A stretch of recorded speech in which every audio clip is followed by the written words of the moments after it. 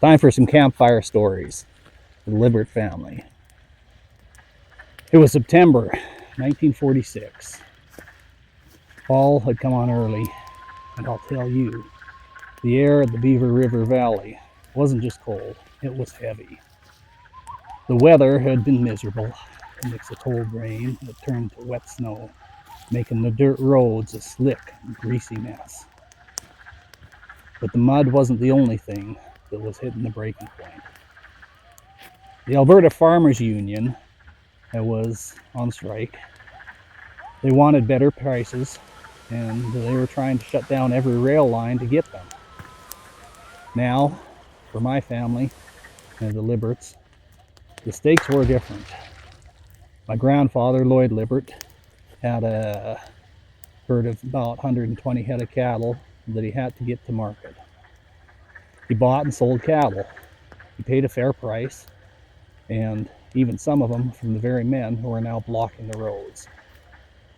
But the grass was gone, and the herd was out of feed. The only way to save the ranch was to get those cattle to the Y.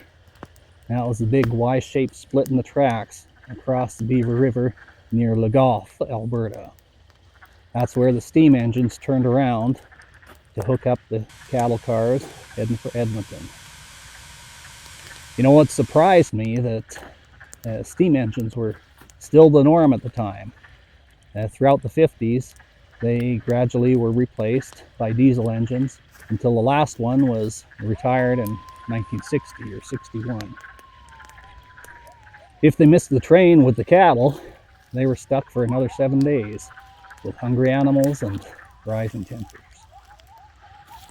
In the middle of this chaos was Corporal McNally of the RCMP and 5 other Mounties.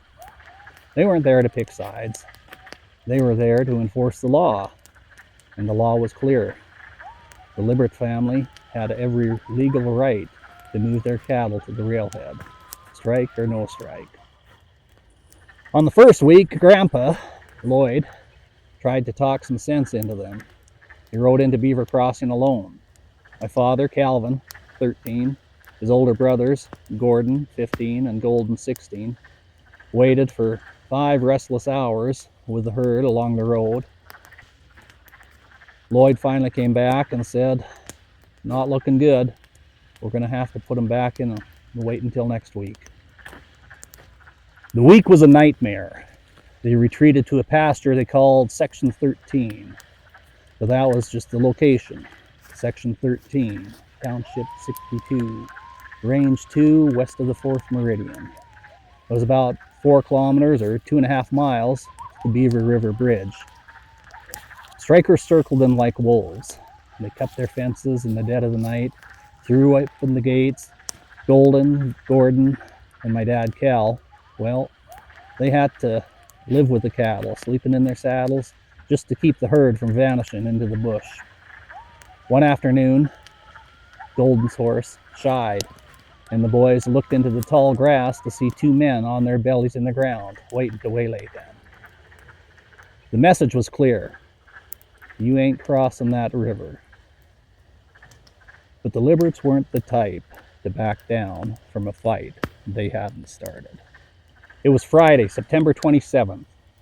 The rain had turned into a heavy wet snow. Lloyd had recruited some good men to help: Joe LaRue, Eddie Knoll, Jakey and Corny Hines, Leslie Lillico, Slocal Turchin, and Charlie Gardet. At Leo Moran's corner, Corporal McNally drew a line in the mud. He looked at the crew, saw the guns they were carrying, and gave the order: leave the guns here. Use your lariats and clubs to defend yourself if you have to. They started the descent down that steep 200-foot drop of the Beaver Hill Road toward the river. Corporal McNally headed out first. Lloyd and Cal were riding point. Other cowboys were riding swing and flank, with Golden and Gordon riding drag, bringing up the main body of the herd. As they hit the bend, the trap sprung. Near on 200 farmers appeared on the high western bank. They weren't just shouting. They were shaking bed sheets, rattling tin buckets filled with rocks, and cans wired together. To the cattle, it sounded like the world was ending. In an instant, the herd shattered. 113 head of cattle bolted into the 7-foot willows and thick brush. But for the Lybberts, the real fight hit them from two sides. Suddenly, Lloyd's horse slipped in a patch of greasy mud, and, well, maybe it was tripped, I don't know. The horse went down hard, pinning Lloyd's leg underneath.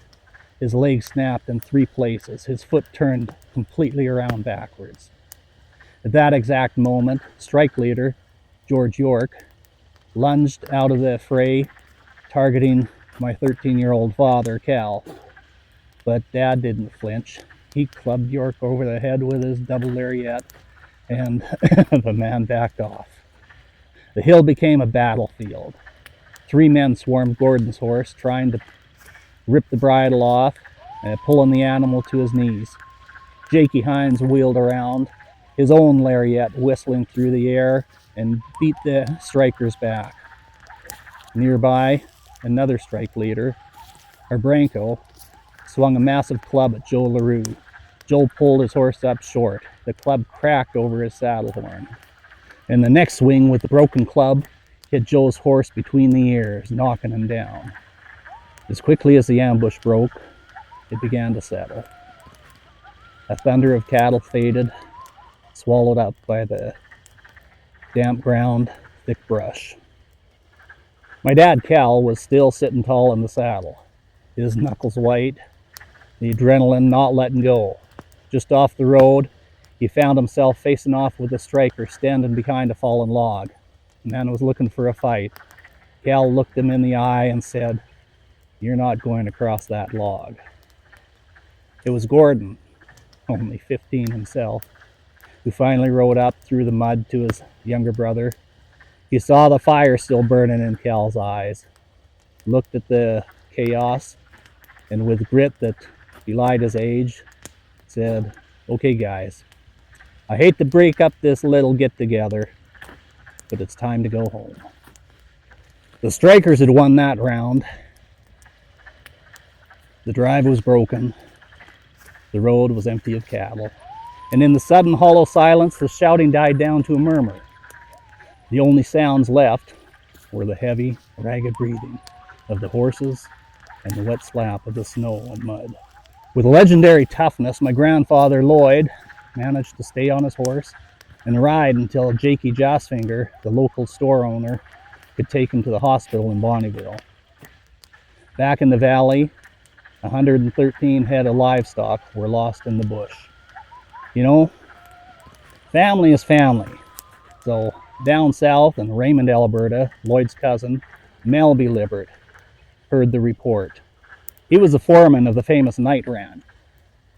He rounded up some top hands and grabbed the next train and headed north 460 miles to help. With Lloyd incapacitated, his nephew, Vinyl Hatch, stepped in as the new ramrod. The Mounties changed their tune. Corporal McNally's new orders were blunt. Take your guns. Don't shoot any men, but you can shoot their horses out from under them if you have to. For several days, the cowboys rode through the brush, flushing out what cattle they could find. They never did find all of them. 4 cows were just gone. At midnight, the night before the next train, the strike was officially called off. The atmosphere shifted instantly in the morning. The Lybbert family moved their herd to the Y. No bed sheets, no rattling buckets this time, just the steady rhythm of a peaceful trail drive. The cattle were loaded, the steam engine chuffed to life, and the shipment finally moved out. The battle was over, but the friction remained. A few days later, Golden and Gordon went to a community dance at a hall owned by one of the strike leaders. Friends warned them of an ambush waiting outside. As they were biding their time inside, a local leader named George Burgess stood up and declared, "These boys are up-and-coming farmers. They're not to be harmed." and they were able to walk out. The truce took a little longer at the schoolhouse. Every recess, Cal faced off against Johnny Phelps, whose family was on the other side of the ridge. It was a daily and often a bloody battle until the two boys eventually became the closest of friends, mostly because they were the only ones around each other to be friends with. Finally, there was the church. Families who had clubbed each other in the mud now sat in the same pews, taking the sacrament together. Vinyl looked at the congregation and realized some wounds wouldn't heal in that soil. He eventually moved south, leaving behind the belief that some of the old blood had to be cleared out before the community could truly grow strong again. Just so you know, the story didn't end on the hill. The police didn't let the strikers walk away. 30 strikers were arrested and transported in large trucks to the hall on the nearby reserve, which became a makeshift jail. They were charged, and the legal machinery started to turn. Today, the public record of the following court procedures and newspaper reports and the police logs are all preserved in the public archives in Edmonton. It's a silent witness to a week when the community was split in half. The battle at the Beaver was about more than cattle. It was about the grit it takes to stand your ground when the world looks to knock you down.